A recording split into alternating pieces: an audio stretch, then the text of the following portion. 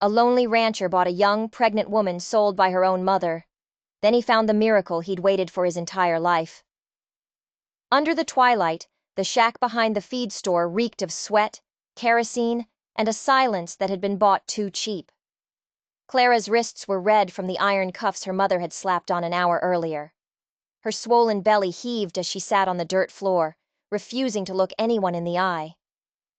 8 months gone, and you ain't thought she needs a doctor?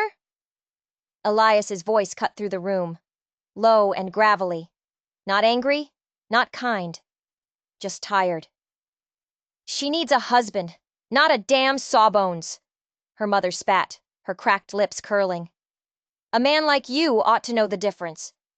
I do not need a wife, Elias said, his eyes not on Clara, but somewhere behind her, as if seeing ghosts in the wood grain walls. I need quiet. The exchange was made without another word. 2 silver coins, dull and old, 1 jug of whiskey, and a promissory note for half a butchered steer come fall. The mother unlatched the cuffs like she was untying a sack of potatoes and pushed Clara toward the door. Don't give him trouble, she muttered. He paid more than you're worth. Elias did not touch her. He only nodded toward the waiting horse. Clara climbed up slowly, her eyes burning, her throat sore from not crying. The ride to his homestead was silent, but for the wind. 3 miles through dust-choked trails and pine-lined shadows that seemed to breathe. His house sat at the edge of nothing. No neighbors, no fences, just wild land and a porch that looked like it hadn't heard laughter in a decade. He helped her down, motioned toward the door. Inside, the air was clean. Too clean. No scent of tobacco, no perfume, only wood smoke and lemon oil. A single photograph hung crooked over the mantel. A woman with bright eyes, her hands wrapped around a baby blanket. But the child was missing. You can stay here, Elias said, pointing to a room on the left. The bed is firm. There's water by the stove. I won't come in without knocking. Clara didn't speak. Her fingers hovered near the hidden fold of her boot where she'd sewn in a thin blade days ago. She nodded once and stepped inside. The room smelled of lavender and dust. The bed was covered in a quilt too fine for the rest of the house.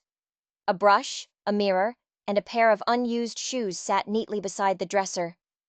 It was not a prison, but it felt like one. Later that night, long after the coyotes started singing to the stars, Clara lay awake. One hand was on her belly, the other wrapped around the hilt of the dagger.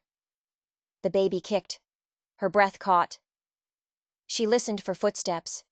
Nothing. Just wind and the occasional creak of an old beam settling.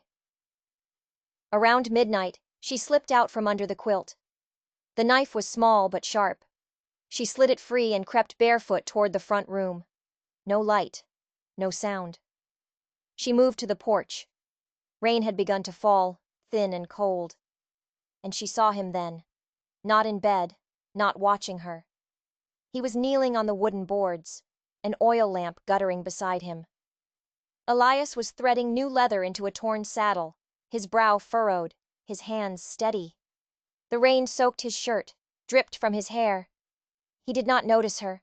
He spoke softly, to no one. She always said this place needed mending. She meant more than the fence. Clara stood frozen, the knife hanging useless by her side. He looked up, finally seeing her. Couldn't sleep. She shook her head. He nodded once, then returned to his stitching. Back in her room, Clara hid the knife under her pillow. Not out of trust, not yet, but out of something more complex.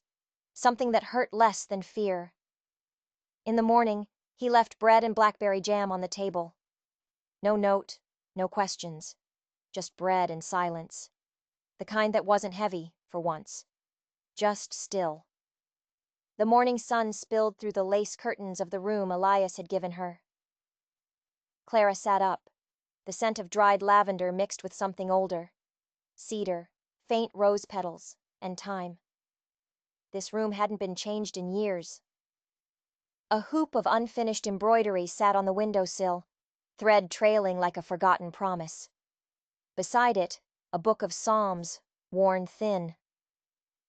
On the far wall, a portrait hung slightly tilted. A woman no older than Clara, with dark hair pinned neatly and a quiet look in her eyes. Not smiling, not sad. Just waiting. Elias never entered the room. Each morning, she woke to warm cornbread left outside her door, a kettle already singing on the stove. Some days, there were extra firewood bundles neatly stacked. A clean dress, mended and folded, at the end of her bed. He said little, just nodded when she passed. At night, the house was still. Only the tick of the mantel clock and the crackle of firewood. Clara had lived in homes where yelling filled the walls, where silence was sharp and angry. This silence was different. It let her breathe. One afternoon, a sharp knock startled her. Elias opened the door before she could react. A woman in a black bonnet stood outside, mud caked on her boots, her jaw set like stone. "Martha," Elias said, his voice even. "I came for eggs," the woman snapped, her eyes sliding past him to Clara. "And to see this girl you brought in." Clara instinctively stepped back, the roundness of her belly unmistakable. "Well," Martha hissed, hands on her hips. "Ain't she ripe? Barely grown herself and already swelled up like a fall pumpkin. What's the matter, Elias? Town too quiet without a scandal?" Elias didn't move. "She your new pet?" Martha spat. "Didn't take long, did it? After burying your wife, now you bring in some barefoot hussy from the flats. You always did like 'em young." Clara froze. The knife in her hand trembled. But Elias simply looked at the woman, his jaw set. "You want eggs?" he said. "Take them." He walked into the kitchen and came back with a small basket. He held it out without a word. Martha snatched it, her eyes still burning holes through Clara. "She won't last, you know. Trash never does." Still, Elias said nothing. He stepped back, placed one hand gently on the door, and closed it. Not slammed, just closed. The click echoed in the silence. Clara stood for a long time after Martha left. Her fingers rested on her belly. The child stirred inside. She waited for Elias to explain, to apologize, to tell her she wasn't what that woman said. But he didn't. He returned to the porch, took his place in the worn wooden rocker, and began whittling a piece of cedar without looking up. He had not defended her.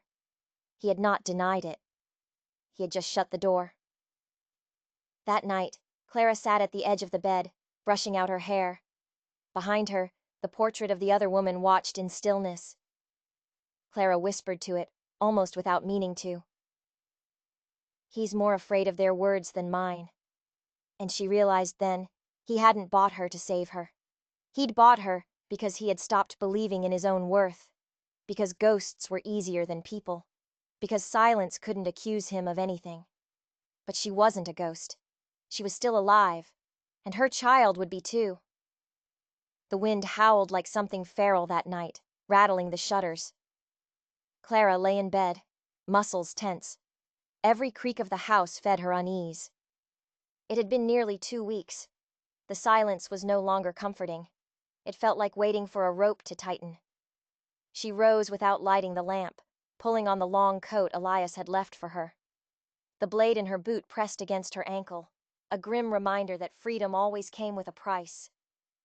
She stepped out the back door. The cold hit her like a slap. Snow had started falling. She didn't know where she was going, only away. Away from the silent man, the whispers, the ghost of a woman in every thread of that bedroom. A sudden twist of pain in her side stopped her. She gasped, grabbing the railing. Another jolt, lower this time, and stronger. She doubled over, snow stinging her knees as she fell. "No," she whispered, pressing a palm to her belly. "Not now. Please, not now." A sound. Footsteps, heavy and fast. Then Elias's voice, rough with urgency. "Clara!" She couldn't answer. The pain surged again. Then his hands were under her, lifting her with ease. He carried her back into the house, into the warmth of the quilted bed. He knelt beside her, his face flushed from the cold, and placed a calloused hand on her stomach. His voice, when it came, was low and strained. "Do not let your child die because of what people say." His words struck her like thunder. She stared at him. In that moment, he wasn't the silent man who avoided questions. He was someone else. Someone who knew what it meant to lose. Later, when the pain dulled, Clara spoke for the first time about her past. "She wanted me to serve drinks," she said, her eyes on the fire. "To pour whiskey and sit on laps and smile. The miners paid better if the girl was pretty." She paused. "I said no. Once. She locked me in the goat shed for 2 nights. After that, I stopped saying no." Elias said nothing. He just stared into the fire. "I ran," Clara continued. "Found a job cleaning sheets at a boarding house. That's where I met him. The father, he was kind, until he was not." She looked at Elias. "I don't even know if he knows. I don't know if I want him to." Elias nodded once, slowly. Then he rose, set a fresh log on the fire, and left her to sleep. But sleep didn't come. She drifted in and out of half-dreams. Her mother's voice. The smell of whiskey. Sometime after midnight she woke with a start. There was a sound, faint, heartbreaking, crying. It was coming from outside her room. She rose quietly and stopped at the end of the hallway. Through the open doorway, she saw Elias by the front window, moonlight tracing silver lines across his face. In his lap lay a tiny dress. Pink, hand-stitched, delicate as a sigh. He held it like a memory he was afraid to break. "She made it after the 3rd, Elias said softly, without turning. "Still believed it'd be different next time." Clara stepped closer, her voice a whisper. "The 3rd? What?" "The 3rd loss," he said. "She lost 7. I buried each of them behind the ridge. Boys, girls, we never named them." He traced the hem of the dress with one finger. "I buried this one after the 7th. Couldn't look at it anymore." Clara stood in silence, the air thick with a sorrow that stretched beyond words. And in that moment, she understood. He didn't shut the world out because he was cruel. He shut it out because it had taken everything he once dared to love. The morning after the crying, Clara stood at the kitchen window, watching Elias saddle his horse.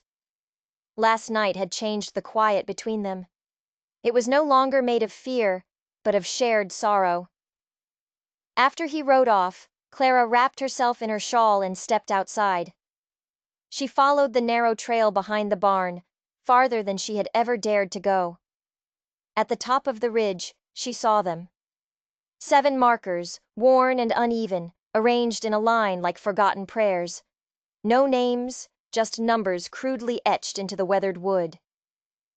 Clara knelt before the last one. The 7th. The earth there was newer.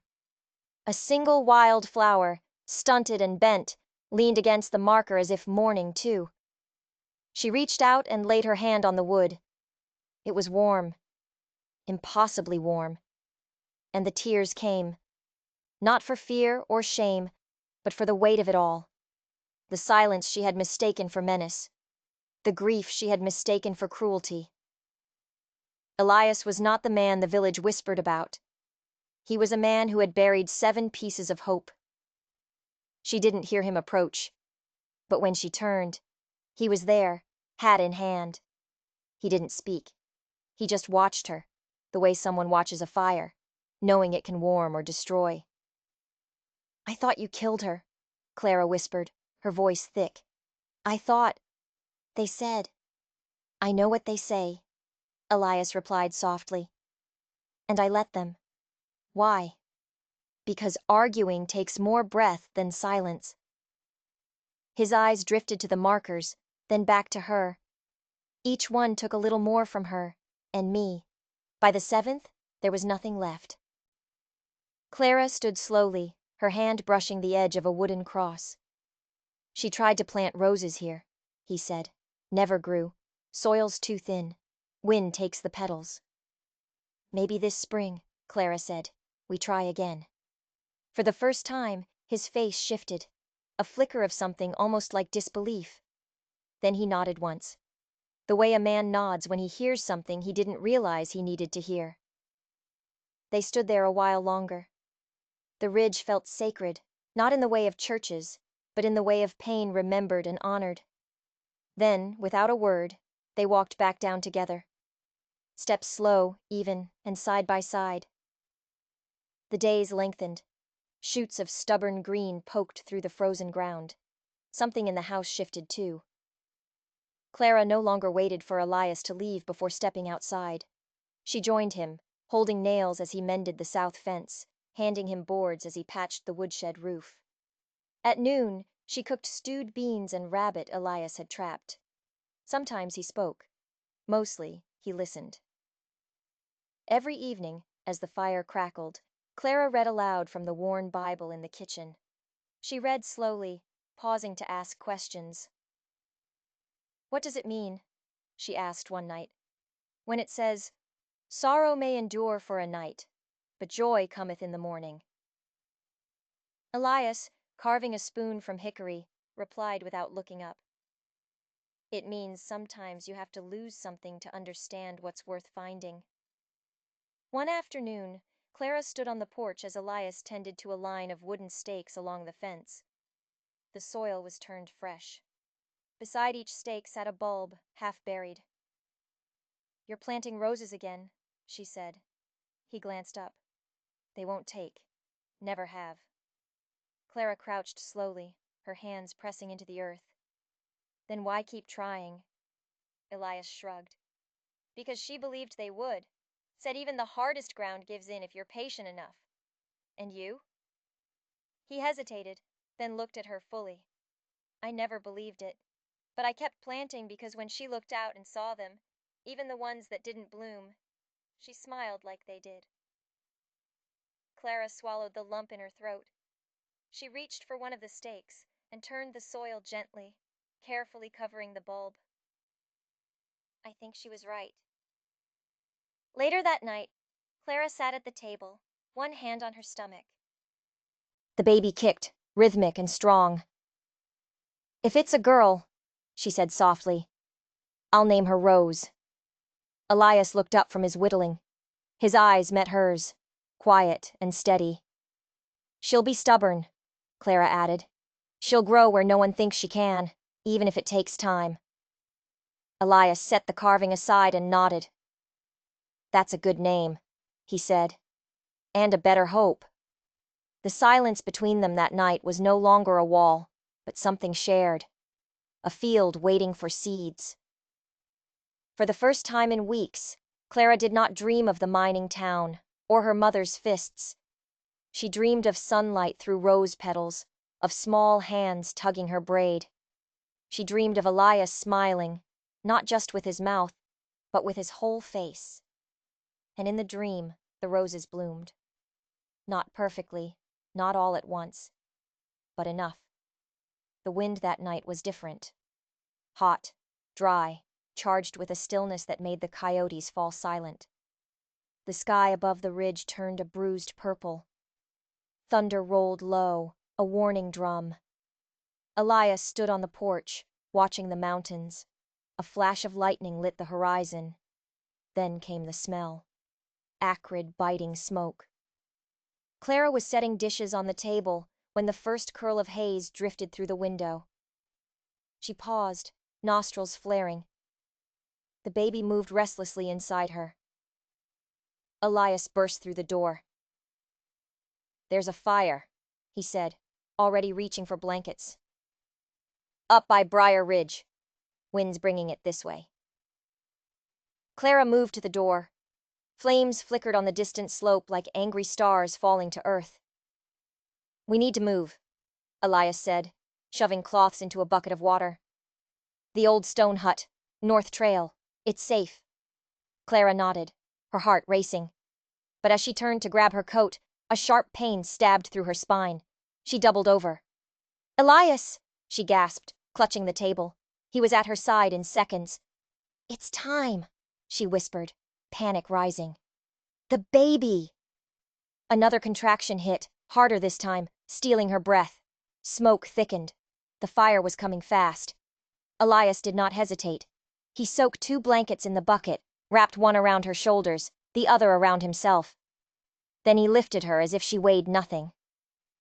"Hold on," he said, and kicked the door open. Outside, the world had turned orange. Ash floated like snow. The wind screamed, carrying sparks. The trail to the stone hut twisted through a narrow ravine. The flames were hungry. But Elias knew the way. He moved fast, boots thudding over the dry earth. Clara cried out as another contraction racked her body. "I can't do this." "Yes, you can," Elias gritted. "Just breathe. Hold on to me." The fire was behind them now, but not far. Trees crackled and burst into flame. Smoke poured into the trail like a black tide. Clara buried her face in his chest. Then, just as her vision started to fade, they reached it. The old stone hut, built into the hillside.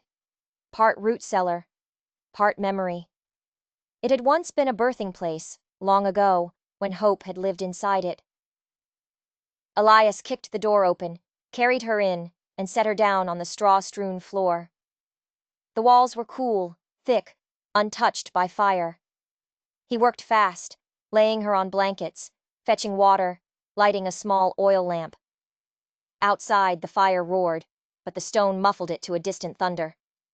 Clara screamed as another wave hit. She clutched Elias's hand, nails digging deep. "I am scared." "So am I," he said, kneeling beside her. "But you are not alone." Hours passed, or maybe minutes. Pain bled into pain.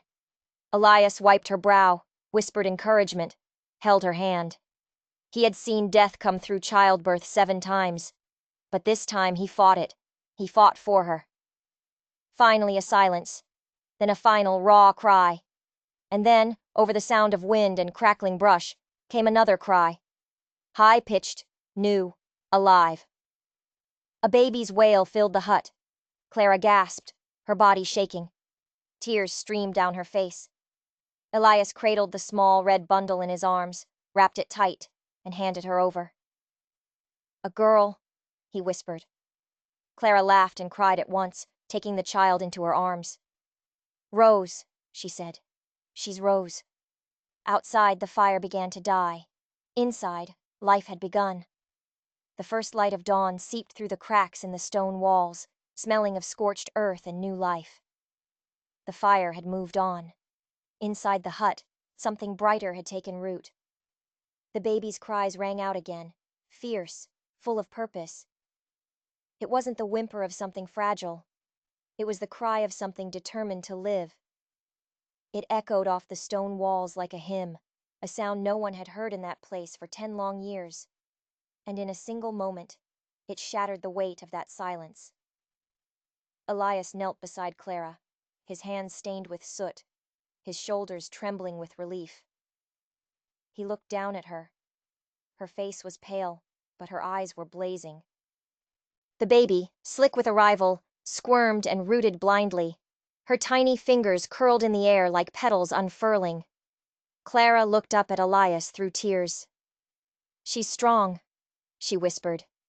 "She's loud," Elias replied hoarsely, a ghost of a smile on his lips. The lines in his face softened, making him look almost young again. He reached out, his hand unsteady, and brushed the baby's cheek with one trembling fingertip. She blinked, her eyes cloudy, and let out a yawn so small, so human, it broke him open. "Rose," he murmured. "She'll be Rose." Clara cradled the infant tighter. "You named her." "No," Elias said quietly. "You did. I just believe it now." He shifted, his body sagging, and leaned heavily against the stone wall. The smoke had begun to creep in again, thin and pale. Elias's face, streaked with soot, turned gray. His lips were cracked, his eyes dulled. Clara's smile faded. "Elias?" He didn't answer. "Elias!" she said again, louder. The baby whimpered, sensing the change.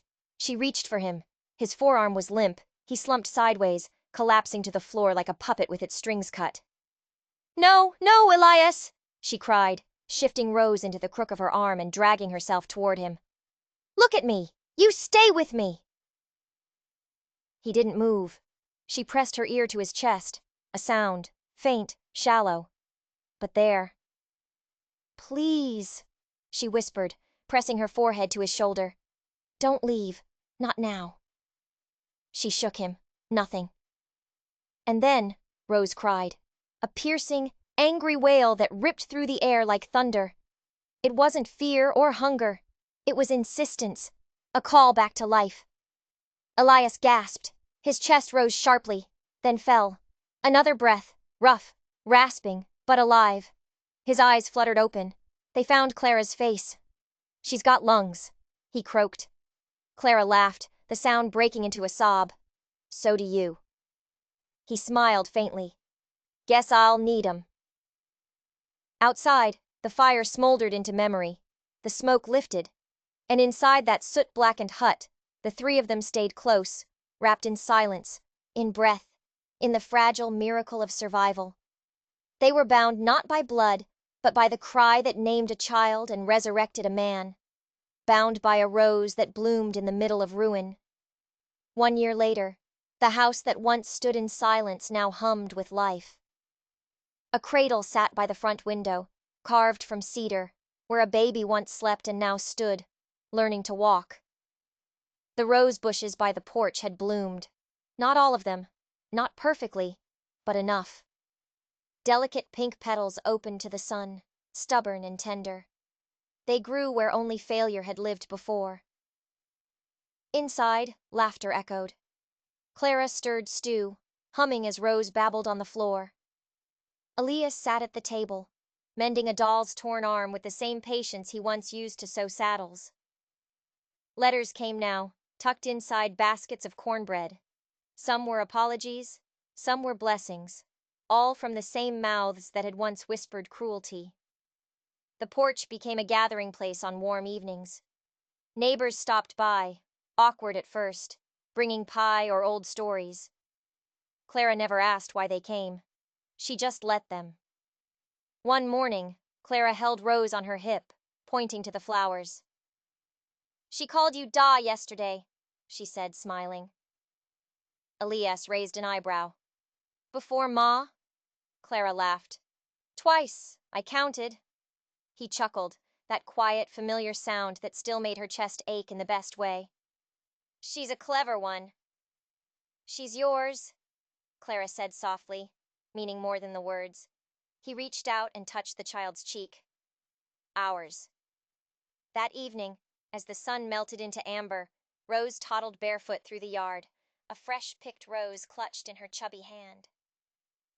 Clara watched from the porch, her hand resting on her belly, now round once more with new life.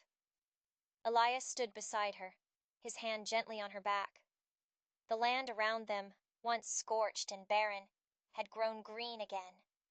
Not perfect, not easy, but alive. As Rose ran laughing into the golden light, the petals of her rose trailing behind her like blessings, Clara whispered, "Some things must be lost to make room for miracles. And even in a place turned to ash, flowers can still bloom."